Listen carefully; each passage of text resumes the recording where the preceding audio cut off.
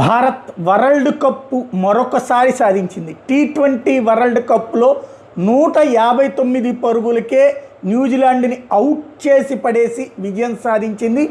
255 పరుగుల అతి పెద్దదైనటువంటి భారీ స్కోర్ చేసి ప్రపంచ కప్లో రికార్డు స్థాయి స్కోర్ సాధించింది.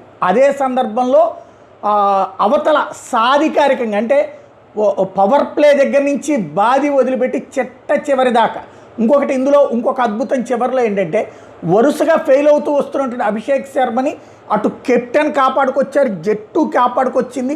దానికి తగ్గట్టుగా చివరి మ్యాచ్లో పవర్ ప్లేలో హాఫ్ సెంచరీ శరవేగంగా సాధించి పడేయడం ఒక ఎత్తు అయితే, అభిషేక్ శర్మ చివరిలో వరుస వికెట్లు అయిపోయాక 9 వికెట్లు పడ్డాక 10వ వికెట్ కోసం వెయిట్ చేస్తున్న సందర్భంలో 18వ ఓవర్లో అభిషేక్ శర్మకే బౌలింగ్ ఇచ్చి బ్యాట్స్మెన్ అయినటువంటి అభిషేక్ శర్మ దగ్గర ఉన్నటువంటి బౌలింగ్ ప్రతిభని చెక్ చేశాడు కెప్టెన్. అక్కడ ఒక అద్భుతం సాధించడం అయింది. ఓవరాల్గా న్యూజిలాండ్ మీద బ్యాటింగు బౌలింగులో సాధికారమైనటువంటి ఆట తీరు ప్రదర్శించి ఈ మ్యాచ్ స్పెషల్ ఏంటంటే 255 పరుగులు అద్భుతమైనటువంటి స్పెల్ ఆడారు బ్యాటింగ్లో. అదే సందర్భంలో బౌలింగ్లో ఫ్రమ్ ద బిగినింగ్ ప్రెషర్ పెట్టి మొదట పవర్ ప్లేలో అతి తక్కువ పరుగులు మాత్రమే చేయనిచ్చి 3 వికెట్లు తీసేటప్పటికి న్యూజిలాండ్ మీద ప్రెషర్ పెరిగిపోయింది. ఆ ప్రెషర్ని అలాగే కొనసాగించడంలో బుమ్రా కీలక పాత్ర పోషించాడు. కేవలం 15 పరుగులు ఇచ్చి 4 వికెట్లు తీసాడంటే బుమ్రా న్యూజిలాండ్ని ఎంత వణికించాడనేది అర్థం చేసుకోవచ్చు. అలాగే ఓపెనర్లలో ఒకడైనటువంటి బ్యాట్స్మెన్ వచ్చి చితకబాతుంటే వరుణ్ చక్రవర్తి అత్యధిక పరుగులు ఇచ్చి క్రిందటిసారి చెత్త రికార్డు ఉన్న ఓవరాల్గా వరల్డ్ కప్లో హయ్యెస్ట్ వికెట్లు తీసిన రికార్డుతో పాటుగా ఆ పరుగుల యంత్రాన్ని ఆపి దెబ్బతీసినటువంటి మరొక రికార్డు.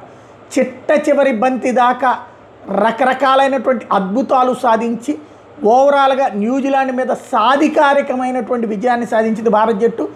అన్ని రికార్డులు తిరగరాసింది. అహ్మదాబాద్ స్టేడియం అంటే ఓడిపోతారు, అక్కడ ఫైనల్స్లో దెబ్బతింటారన్నటువంటి రికార్డుని పక్కన పడేసింది. అదే అంటే బ్యాడ్ రికార్డ్స్ని తిరగరాసిందని చెప్పాలి. మరొకవైపు న్యూజిలాండ్తో వరల్డ్ కప్లో గతంలో 3 మ్యాచ్లు ఓడిపోయారన్నటువంటి రికార్డుని తిరగరాసినటువంటి పరిస్థితి.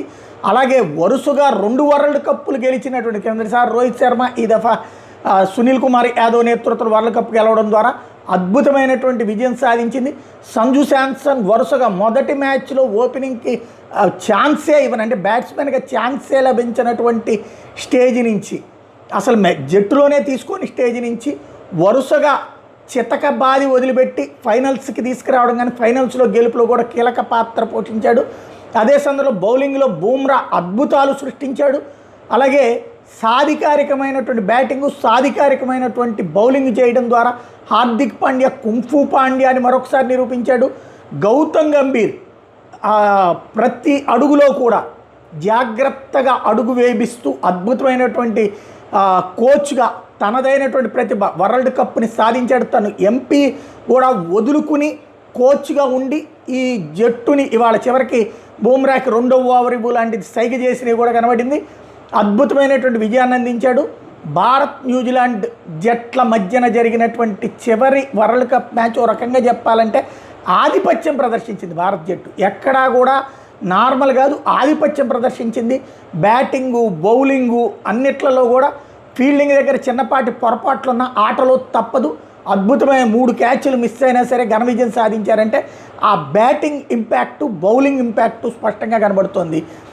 ఓ పక్కన జైషా ఐసీసీ చైర్పర్సన్ హోదాలో, ఇంకో పక్కన అమిత్ షా కేంద్ర హోంమంత్రి హోదాలో, మన లోకేష్ కూడా అక్కడికి వెళ్ళి మ్యాచ్ చూసినటువంటి సందర్భం చూసాం. ఓవరాల్గా అద్భుతమైనటువంటి విజయం భారత జట్టుదైంది. వరల్డ్ కప్ని సాధికారికంగా గత ఏడాదిన్నరగా అద్భుత విజయాలు సాధిస్తూ చివరిలో నెర్వస్ 50s లేకపోతే నెర్వస్ 20s అనేటటువంటి స్టేజ్ నుంచి అద్భుతమైనటువంటి లేదు, ఇప్పుడు భారత జట్టు సాధికారికమైన జట్టు, లోపాలని తొందరగా సెటరేట్ చేసుకుని కొట్టగలదన్నటువంటిది నిరూపించారు.